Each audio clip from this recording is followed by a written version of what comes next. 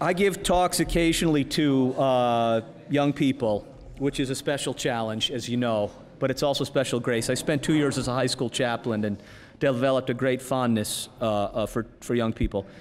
And to try to move into this question, I use this example. I say, when I was growing up listening to music, if you wanted to hear something that was pre-recorded, you had a box into which you inserted other boxes. And then the fidelity was very bad. There was a lot of hiss, and you were lucky if you heard the music. That contraption was called an 8-track tape player. And many of you who are of that era will remember such a thing. If I put an 8-track tape player in front of a group of young people today and said, do you know what that, and I put it there, they would look at it and say, Father, what is that? Wouldn't they? Because the only place they would see an 8-track tape player would be in a museum or on eBay, maybe, huh? But do you see, there's our Adre Seguitur essay. What is that?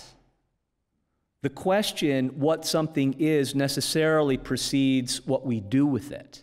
Because if we don't know what something is, we don't know how to treat it properly. If I drop this in the bathtub or in a bowl of soup, it's not going to do what it's supposed to do.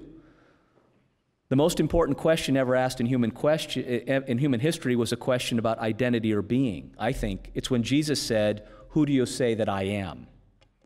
And then from that knowledge of his identity, there's a response. So what we're talking about today is, what is sex for?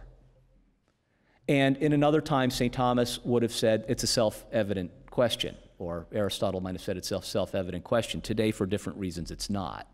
But foundationally, the questions are metaphysical. Action follows being. Action follows identity. So we've looked at that question from the standpoint of the lived history, the testimonial of someone who's come to a deeper and fuller and proper understanding of identity through a lived experience. That's Paul's testimony. Now what we want to do is look at this from the standpoint of the psychological sciences and say, how does that tell us what sex is for?